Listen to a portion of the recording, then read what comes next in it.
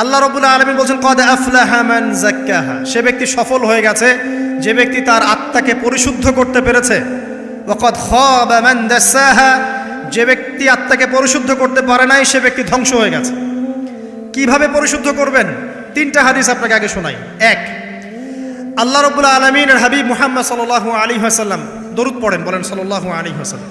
তিনি বলছেন যে আল্লাহর এমন কিছু বান্দা আছে যারা জান্নাতে প্রবেশ করবে যাদের অন্তরটা হবে পাখির মতো নরম। কার মতো? পাখির মতো। একটা হাদিস শুনলেন। দুই নম্বর হাদিস, আল্লাহর রাসূল সাল্লাল্লাহু আলাইহি ওয়াসাল্লাম বলছেন শহীদদের আত্মা যখন আল্লাহর কাছে পৌঁছায়, আল্লাহ রাব্বুল আলামিন সেই আত্মাগুলোকে সবুজ রঙের কিছু পাখির মধ্যে প্রদান করেন এবং সেই পাখিগুলো আরশের নিচে লণ্ঠন আছে এখানে বসে থাকে এবং তারা জান্নাতের যে কোনো জায়গায় যায়, ঘুরে খাবার খায়, আবার ফিরে আসে। আল্লাহ পাক তাদেরকে বলেন যে তোমরা কি চাও, তোমরা কি চাও? শহীদরা কিচ্ছু বলতে পারে না। কি চাইবো? আল্লাহ এত নিয়ামত দিয়েছেন, কি চাইবো? যখন আল্লাহ বারংবার প্রশ্ন করতে থাকেন তোমরা কি আর কিছু চাও, তোমরা কি আর কিছু চাও, তোমরা কি আর কিছু চাও, তখন শহীদরা শেষে বুঝে যে আমাদের কিছু না কিছু তো বলতে হবে এখন। তখন তারা বলে হে আল্লাহ, আমরা আরও একবার পৃথিবীতে যেতে চাই এবং তোমার পথে জীবন দিয়ে আবার ফিরে আসতে চাই। আল্লাহ পাক বলেন এই সুযোগ তো আর নেই, অতএব তোমাদের আর কিছু চাওয়ার নেই, তোমরা এখানেই থাকো।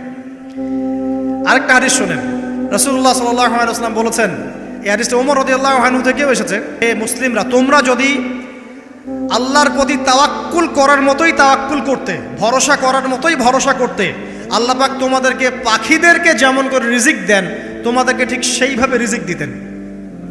তোমরা কি লক্ষ্য করো না যে পাখিরা খালি পেটে বের হয়ে যায় বাসা থেকে সকালবেলা এবং সন্ধ্যাবেলা ভরা পেটে বাসায় ঢোকে? আপনাকে যে তিনটা হাদিস শোনালাম, এই তিনটা হাদিসে একটা শব্দ হচ্ছে কমন। শব্দটা কি বলেন? পাখি। পাখি কি? পাখি। আল্লাহ রাব্বুল আলামিন পাখিদের কাছ থেকে আমাদেরকে শিখতে বলছেন এবং বলছেন যে পাখিদের মনটা হয় খুব নরম, খুব সফট এবং তারা আল্লাহর প্রতি তাওয়াক্কুল করে পূর্ণ মাত্রায়। তারা সকালবেলা ভোরবেলা বের হয়ে যায় এবং সন্ধ্যাবেলা বাসায় ফেরে, খালি পেটে বের হয়, ভরা পেটে বাসায় ফেরে। এবং আল্লাহ পাক সবচেয়ে সম্মানিত মৌত যেটা শহীদের মৌত, সেই শহীদদের আত্মাকে আল্লাহ পাক পাখির রূপ দিবেন। তাহলে পাখিটার বিষয়ে একটা ফোকাস করা দরকার আছে না? আচ্ছা, এখানে আসেন। পাখির মন হচ্ছে নরম, মানে পাখির মনটা তাজকিয়া, আত্মশুদ্ধিতে পরিপূর্ণ। কদ আফলাহা মান যাক্কাহা, সে ব্যক্তি সফল হলো যার হৃদয়টা পবিত্র, নিষ্পাপ, নিষ্কলুষিত হলো, সে ব্যক্তি সফল হবে ইনশাআল্লাহ। একটা কাজ এখানে খেয়াল করেন, পাখিরা সকালবেলা ভোরবেলা বের হয় আর সন্ধ্যাবেলা বাসায় ফেরে। এখনকার মুসলিমদেরকে দেখবেন দুপুরবেলা ওঠে, রাত 3টায় ঘুমায়। কথা কি বুঝেন নাই? পাখির একদম ভোরবেলা ওঠে, যখন ফজরের আজান দিচ্ছে ঠিক তার আগ মুহূর্তে পাখির কিচিরমিচির শুনছেন, তার মানে নামাজের ওয়াক্ত প্রায় চলে যাচ্ছে। তার মানে তার আল্লাহ পাকের হুকুমের সাথেই জেগে ওঠে, সূর্য ডুবে তারা ডুবে যায়। ঠিক এরকম সুন্নত ছিল নবী সাল্লাল্লাহু আলাইহি ওয়াসাল্লামের এবং সাহাবায়ে কেরামের। আজকে 1400 বছর পর মুসলিম জাতি এই সুন্নাহ ভুলে গেছে। এখন আমাদের সুন্নত দেখবেন, যদি কোনো রকম উঠেও ফেলি ফজরে, আবার 12টা পর্যন্ত ঘুম, আরও বেশি। আর এই যুব সমাজ যারা আছো তোমরা, কেউই 3টা-4টার আগে ঘুমায় বলে আমার মনে হয় না। অলওয়েজ অনলাইনে পড়ে আছে, টিকটক নিয়ে, ফেসবুক নিয়ে, গার্লফ্রেন্ডের সাথে চ্যাটিং। পাখির মতো হতে পারলে পরে মনটা তো নরম হবে, তারপরে না তাজকিয়া অর্জন হবে। পাখির রুটিনটা কি? ভোরবেলা বের হয় আর সন্ধ্যাবেলা বাসায় ঢোকে। অতএব আমরা যদি রাসূলুল্লাহ সাল্লাল্লাহু আলাইহি ওয়াসাল্লামের সুন্নাহ মতো ওই ভোরবেলা উঠতে পারি আর আর্লি নাইট ঘুমিয়ে যেতে পারি এবং সারাদিন যদি রাসূলের সুন্নাহগুলোর উপর আমল করতে পারি, তাজকিয়া অর্জন হবে ইনশাআল্লাহ। কথা বুঝতে পারছেন? 2, পাখির মতো নরম মন লাগবে। এখনকার আমরা যারা বেঁচে আছি আমাদের মনগুলো কঠিন। কেমন কঠিন? পাথরের মতো কঠিন। আমরা যখন দেখি একটা মাইয়েতকে নিয়ে যাওয়া হচ্ছে জানাজায়, আমাদের কোনো ফিলিংস কাজ করে না। জানাজা যাচ্ছে, জানাজায় দাঁড়িয়ে মোবাইলটা টিপাটিপি করছে। জানাজার সাথে চলছে, কোনো ফিকির নাই যে এই জানাজা আমার হবে কালকে, ওই মোবাইল টেপাটিপি করছে। আমি এমনও দেখেছি, দাফন করা হলো মাইয়াতকে, দাফন করার পরে চারপাশে মানুষজন জড়ো হয়ে গল্প করছে, ভাই আপনার ওই জমিটার কি খবর, আপনার ওইটার কি খবর, বিজনেস কেমন চলছে, চাকরির কি অবস্থা। এই যে মাইয়াতকে পাশে দাফন করলো, কোনো ফিলিংস নাই, কোনো ফিলিংস নাই। আমি আত্মশুদ্ধির কথা বলছি। আত্মশুদ্ধির জন্য আপনার মনটাকে পাখির মতো সফট নরম করতে হবে। যখন আপনি সফট নরম করবেন এবং আত্মশুদ্ধি অর্জন করবেন, তখন দুই ডানা মেলে আপনি আকাশে উঠতে পারবেন ইনশাআল্লাহ। আত্মশুদ্ধি অর্জন না করতে পারলে ডানা কেটে পড়ে যাবে, তখন আর আকাশে উঠতে পারবেন না। কোন আকাশে? ওই যে শহীদের রূহ যে আকাশে চলে গেছে, ওই আকাশ। অতএব মন কেন কঠিন হলো প্রিয় ভাই? এক নাম্বার কারণ, আমরা শিরকের পাপে লিপ্ত আছে। এক নাম্বার, শিরকের পাপে লিপ্ত থাকা অবস্থায় মুসলিমদের মনটা কঠিন হয়ে গেছে। আপনি কি মনে করছেন আমরা শিরক করি না? মুসলিমরাও কবর পূজা করে, দেখবেন মুসলিমরাও দেখবেন অনেক ক্ষেত্রে মাজার পূজা করছে।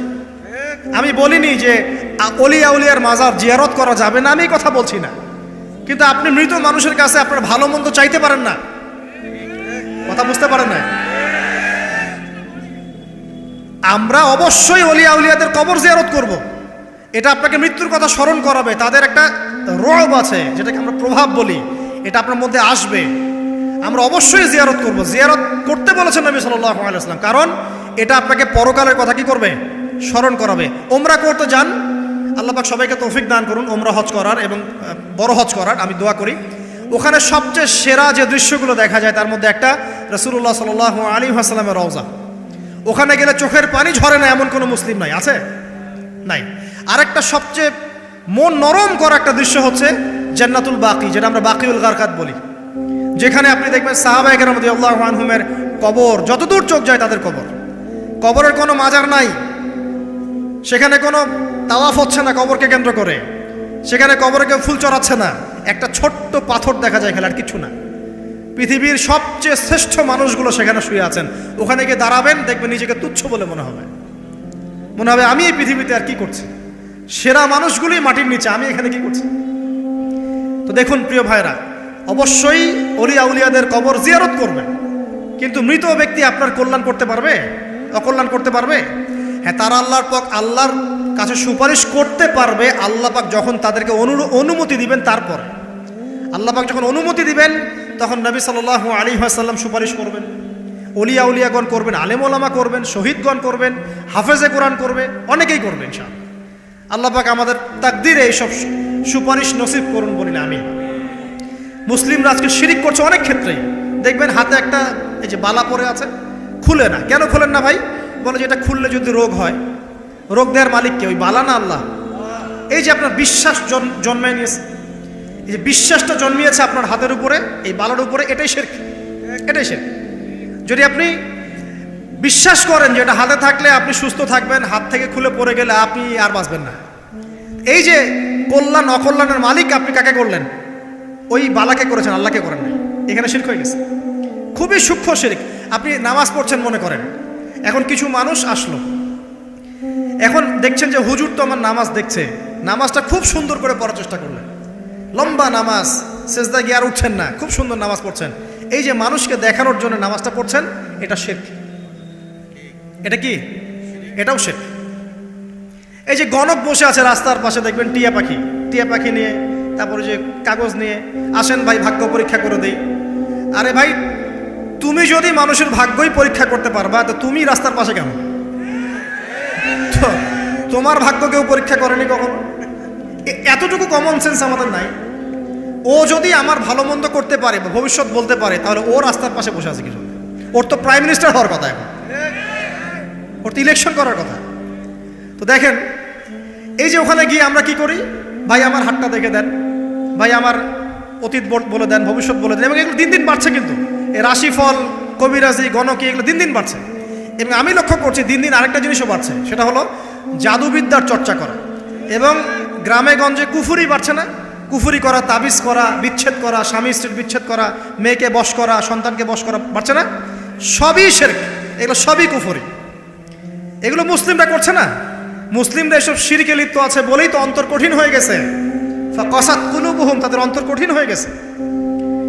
তো একটা হাদিস বলে এখানে খালি, নবী সাল্লাল্লাহু আলাইহি ওয়াসাল্লাম বলছেন, যদি কেউ কোনো গণকের কাছে যায়, গিয়ে বলে দেখেন তো আমার হাতটা একটু, ও কিন্তু বিশ্বাস করে না যে এ ভবিষ্যৎ বলতে পারে, খালি এমনি বলেছে একটু দেখেন তো, বলার সাথে সাথেই 40 দিনের নামাজ কবুল হবে না।